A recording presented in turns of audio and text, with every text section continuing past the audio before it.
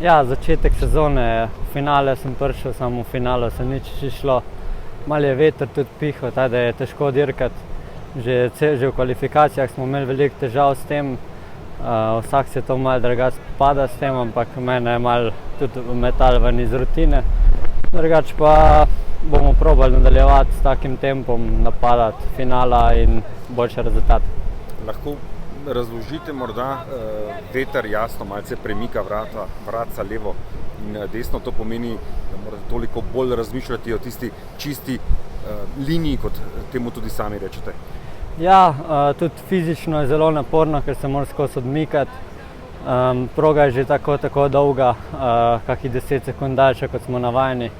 Potem pa še vso to odmikanje, si izven liniji, loviš vrata in to zahteva veliko fokusa in energije.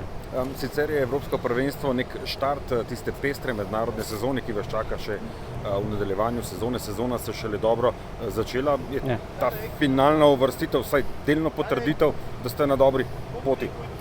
Ja, hiter sem dovolj, vsaj da se borim za top 5 recimo.